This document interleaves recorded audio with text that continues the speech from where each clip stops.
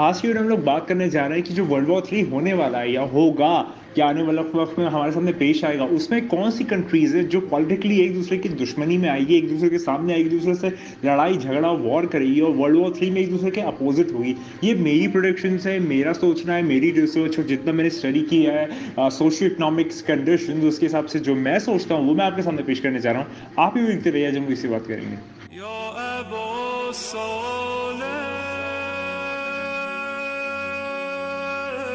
तो आज की वीडियो में लोग बात करने जा रहे हैं एक बहुत ज़्यादा अलग सा टॉपिक, लेकिन ये मेरी रिसर्च है और मेरा मानना है और मैंने जो समझा है और सोचा है और एनालाइज किया है और मेरा जो मंतख कहता है, मेरा माइंडसेट कहता है वो ये है कि जो मैं आपके सामने अभी प्रस्तुत करने जा रहा हूँ, पेश करने जा रहा हूँ, ये वो कंट्रीज हैं जो वर्ल्ड वॉर में एक दूसरे के अपोजिट होंगी या एक दूसरे से लड़ाई करेगी वर्ल्ड वॉर 3 में। तो चलिए बात शुरू करते हैं। ये मैंने काफ़ी ज़्यादा रिसर्च किया है, काफ़ी कंडीशन और सोशियो इकोनॉमिक वहाँ की क्या सीन है, सिनारियो है, उसको स्टडी करने के बाद इस नतीजे पे मैं पहुंचा हूँ। हो सकता हूँ मैं गलत हूँ, हो सकता है सही हूँ, लेकिन जो मैं सोचता हूँ वो मैं आपके सामने पेश करने चाह रहा हूँ।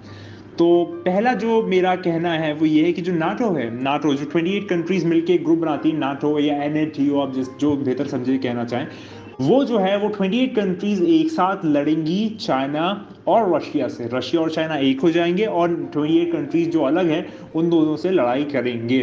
पहली चीज। दूसरी चीज, इंडिया किससे लड़ेगा, इंडिया की लड़ाई किससे होगी, इंडिया का जो अपोनेंट कंट्री वो कौन होगी।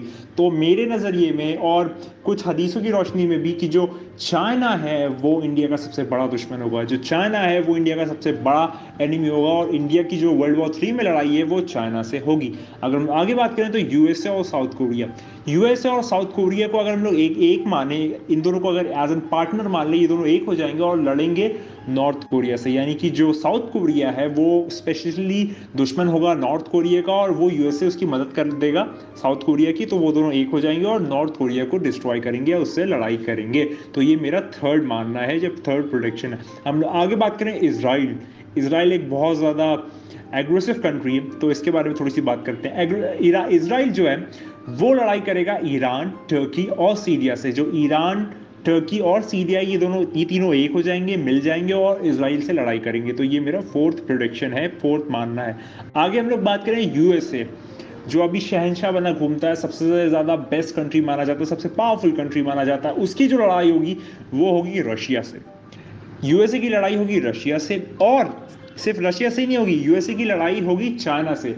चाइना और रशिया ये दोनों स्पेशल दुश्मन होंगे यूएसए के। यूएसए जो है वो इन दोनों से बहुत बुरी तरीके से लड़ाई करेगा और बहुत घमासान होगा, ये मेरा मानना है आने वाले वक्त में वर्ल्ड वॉर 3 में। अगर हम लोग आगे बात करें थोड़ा मिडिल ईस्ट रीजन में, तो सऊदी अरेबिया, यूएई, कुवैत और जॉर्डन, ये चार कंट्रीज मिलकर लड़ेंगी ईरान, टर्की और सीरिया से।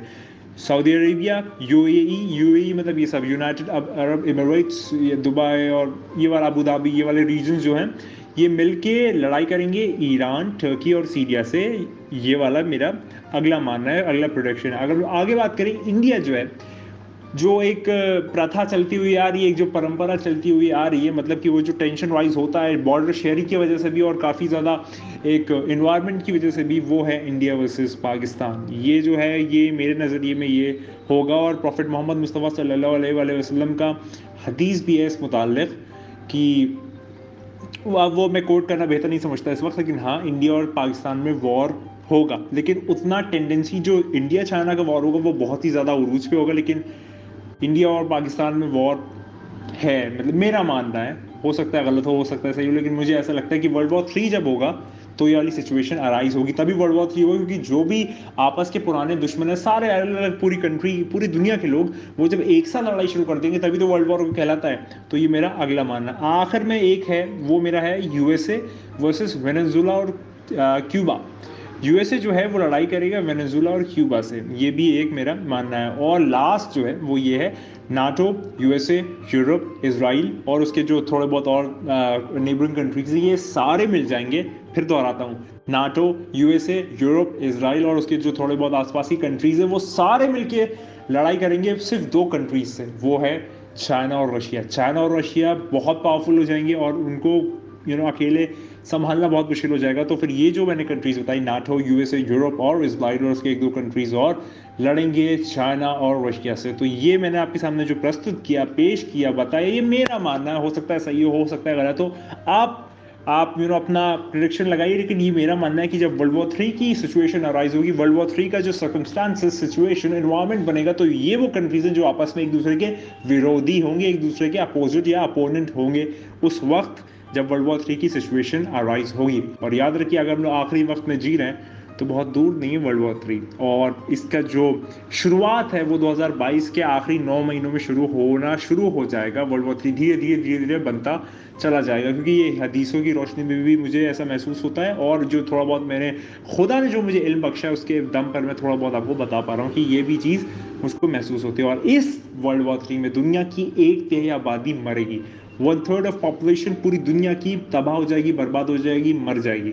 और जब वर्ल्ड वॉर 3 खत्म होगा, उसके बाद जो बीमारियां हैं वो बहुत तेजी से अपराइज होगी, बहुत तेजी से ऊपर जाएंगी, बहुत तेजी से ऊपर चढ़ेंगी, और उससे जो बाकी की 1/3 पॉपुलेशन है वो मरना शुरू होगी उस बीमारियों के, यानी कि वर्ल्ड वॉर 3 के पोस्ट प्रोडक्शन, यानी कि पोस्ट वर्ल्ड वॉर 3 ये सारी बीमारियां जन्म लेंगी, और उसमें बहुत ज़्यादा मौतें होंगी बीमारियों के फैलने से। और उसके बाद आखिर में 1/3 ऑफ पॉपुलेशन बचेगी, और फिर वो जो आखिरी आने वाला है, इमाम मेहदी अलैहिस्सलाम, या कुछ लोग उन्हें कल की अवतार भी कहते हैं, कुछ लोग मैत्रिया भी कहते हैं, कुछ लोग सशोयंत कहते हैं, कुछ लोग द सेवियर कहते हैं, कुछ भी कह लीजिए आप, उनका आना होगा। और फिर वो पूरी दुनिया को अदल और इंसाफ के साथ भर देंगे, और पूरी दुनिया में जजमेंट होगा, पूरी दुनिया में सारी जो बुराई हैं वो हट जाएंगी, अच्छाई आ जाएगी। तो ये मेरा प्रेडिक्शन था वर्ल्ड वॉर 3 की कौन सी कंट्रीज आपस में लड़ सकती हैं, ये मेरा मानना है। हो सकता है वो गलत हो सकता है सही हो, मैं कोई क्लेम नहीं करता, कोई पत्थर की लकीर नहीं है मेरी बात, लेकिन मुझे ऐसा महसूस होता है, मैंने आपके सामने पेश कर दिया। मैं उम्मीद करता हूँ आपको वीडियो पसंद आएगा। वीडियो पसंद है मैंने बताया वो